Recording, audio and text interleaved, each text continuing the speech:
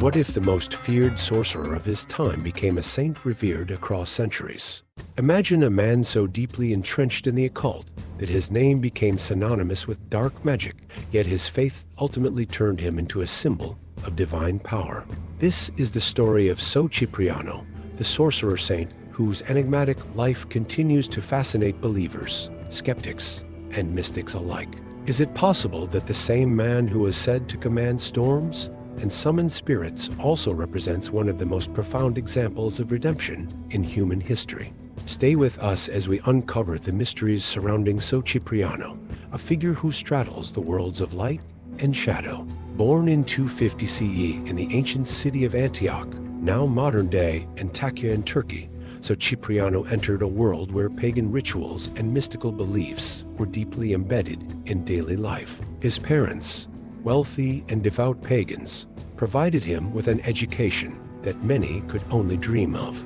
But it wasn't philosophy or mathematics that captured the young Cipriano's imagination.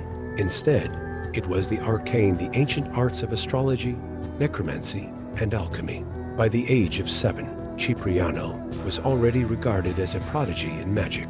Stories tell of him invoking thunderstorms and conjuring winds, abilities that terrified and fascinated those around him. But Antioch, vibrant as it was, couldn't contain his hunger for knowledge. At 10, he embarked on a journey that would take him across the ancient world: Greece, Egypt, Babylon, and even India, each place contributing to his mastery of the esoteric. In Greece, he learned the deceptive arts, serving the goddess Diana. In Egypt's Memphis, a city famed for its mystical traditions, he delved into necromancy, communicating with spirits to reveal secrets of the past and glimpses of the future. By the time he returned to Antioch, he had become one of the most feared and respected sorcerers of his era. Cipriano's fame grew so large that history itself seems to have struggled to contain him. Over the centuries, his identity blurred with another figure, Saint Cipriano of Carthage, a North African bishop and Christian martyr. Both lived during the 3rd century, but their paths couldn't have been more different. While the Carthaginian Cipriano was known for his theological writings, the Cipriano of Antioch gained infamy as a master of the dark arts. Could the confusion between these two figures be a coincidence, or does it reveal something deeper about how history shapes our understanding of good and evil? Cipriano's transformation begins with a test of his magical prowess. A wealthy nobleman, madly in love with a Christian virgin named Justina, sought Cipriano's help to win her affection. Confident in his abilities, Cipriano performed rituals, summoned spirits, and even called upon demons to bend Justina's will. But to his astonishment, nothing worked. Her faith in Christ rendered her impervious to his spells. Imagine Cipriano's disbelief as he realized his powers, honed over decades, were powerless against a simple prayer and the sign of the cross. This encounter shook him to his core. If there was a force greater than his own, might he have been serving the wrong master all along? Cipriano's journey from darkness to light wasn't immediate. It began with disillusionment, but soon turned into a complete rejection of his former life. He burned his magical text tomes filled with years of forbidden knowledge and distributed his wealth to the poor. His conversion to Christianity wasn't just a personal transformation. It was a public act of repentance, a declaration that even the darkest paths could lead to redemption. Alongside Justina, Cipriano became a devoted Christian, their partnership symbolizing the triumph of faith over fear. Together, they would face trials that tested their newfound beliefs. The Livro di São Cipriano, or the Book of Cipriano, remains one of the most controversial texts associated with his name. Often called the Black Book, it is said to contain spells, rituals, and instructions for summoning spirits. Its contents range from love charms to necromantic rites, offering a glimpse into the mystical practices Cipriano might have abandoned. But here's the twist. Historical evidence suggests the book may not have been written by Cipriano at all. The earliest known edition surfaced in the 19th century, long after his death. Could it be that his reputation as a sorcerer inspired others to compile these rituals under his name? Or is the book an authentic relic of his pre-Christian life? The Livro de São Cipriano gained particular notoriety in Brazil, where its mix of Catholic prayers and magical rites blurred the lines between faith and folklore. Some fear it, believing it to be cursed, while others treasure it as a source of ancient wisdom. The truth, as always, remains tantalizingly out of reach. Cipriano's newfound faith brought him into conflict with the Roman authorities. Along with Justina, he was arrested during Emperor Diocletian's crackdown on Christians. The two were subjected to brutal tortures, yet they refused to renounce their beliefs. Their courage became a testament to the strength of their convictions. Eventually, they were executed by beheading, their bodies left as warnings to others who dared to defy Rome. Yet their deaths only solidified their status as martyrs, inspiring generations of Christians. Today, Saint Cipriano and Justina are venerated as saints, their relics preserved in Rome. Their feast day, September 26th, serves as a reminder of their extraordinary journey from persecution to sainthood. Cipriano's story isn't just about faith or magic, it's about the duality within us all. He embodies humanity's capacity for both great darkness and profound redemption. Whether viewed as a saint or a sorcerer, his legacy challenges us to reflect on the choices we make and the forces that shape our lives. So Cipriano's enigmatic journey from sorcerer to saint continues to inspire modern scholars, and recent studies offer fascinating theories about his historical and cultural significance. A 2021 documentary on early Christian mysticism highlighted Saint Cipriano's life as a rare lens through which we can explore the intersection of pagan traditions and Christian beliefs. During the late Roman Empire, researchers have argued that Cipriano's conversion wasn't just a personal choice, but also a strategic move shaped by the cultural and political climate of his time. Archaeological discoveries in Antioch, where Cipriano was born, reveal evidence of pagan temples and early Christian worship sites existing side by side.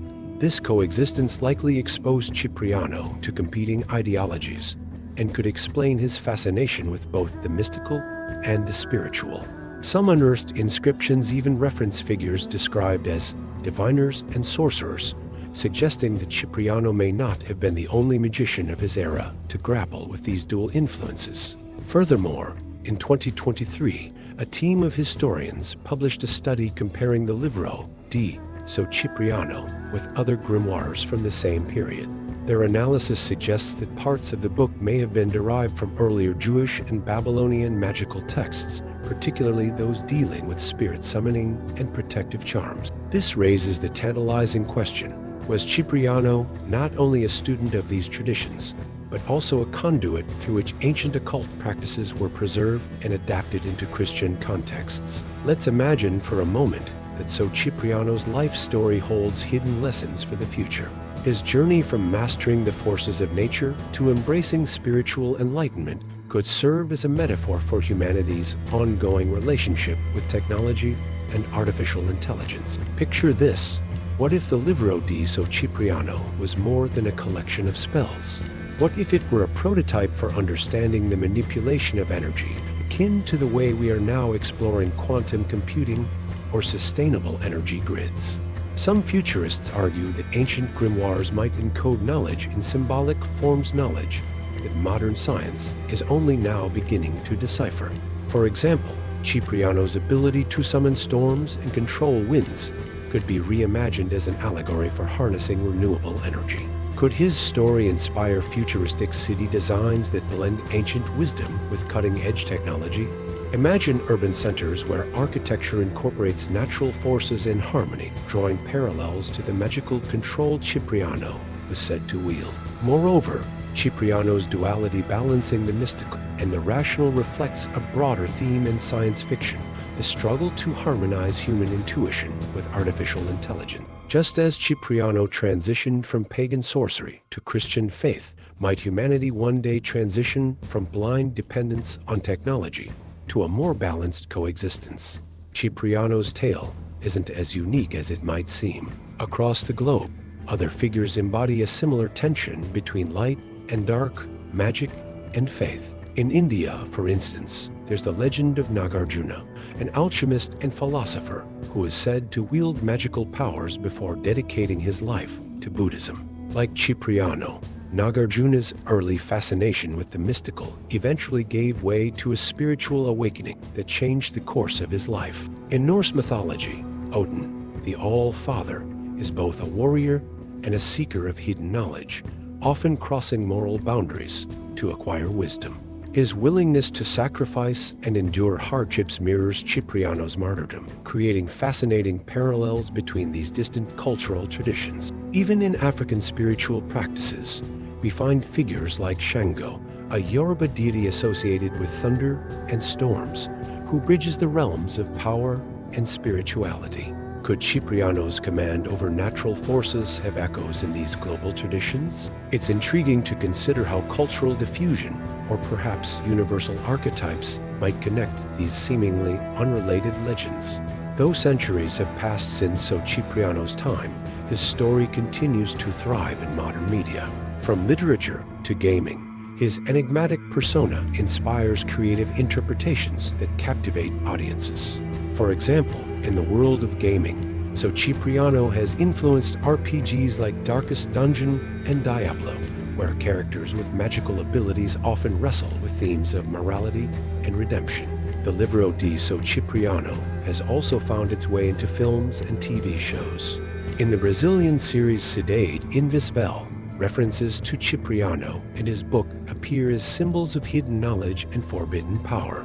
Even mainstream fantasy franchises like The Witcher have been noted for drawing on themes eerily similar to the book's legendary rituals.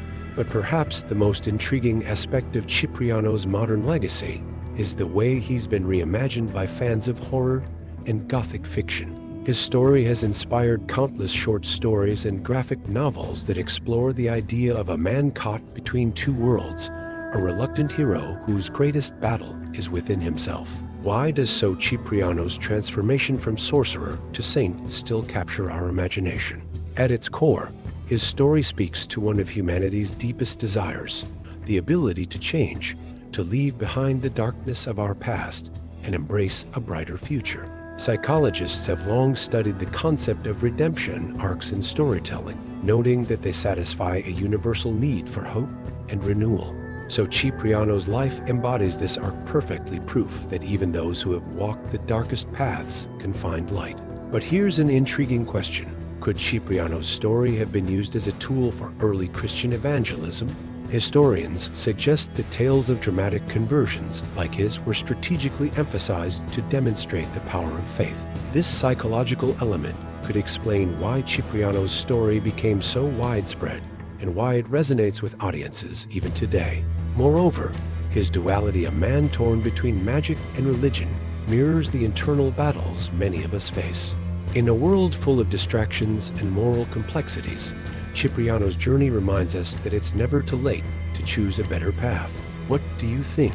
Could his story be a timeless allegory for self-redemption, or is it simply a relic of religious history?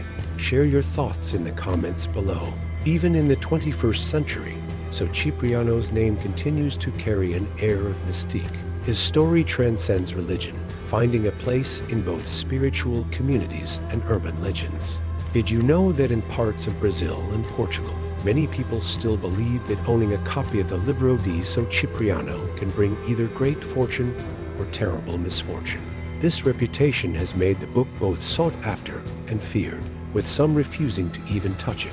Interestingly, Cipriano's influence extends beyond spirituality. Entrepreneurs, for example, have adapted his image to market good luck, charms, amulets, and even modern self-help philosophies inspired by his life. But is this just clever branding, or does it suggest that Cipriano's story still has something meaningful to offer in our search for purpose and identity? From occult communities to fans of supernatural fiction, Cipriano remains a compelling figure. He's been reimagined in everything from indie comics to podcasts exploring ancient mysticism. So, what do you think about Cipriano's legacy? Was he a tragic figure misunderstood by history, or a deliberate symbol of transformation? Share your favorite theories in the comments below, whether about the Livro di São Cipriano or how his story relates to modern life. And while you're here, don't forget to hit that like button and subscribe for more deep dives into the mysteries of history and humanity. What's your take? Could São Cipriano's story hold hidden messages for our future? Or is it simply a fascinating piece of history? Let's discuss, and who knows, perhaps you'll uncover your own connection to this timeless tale.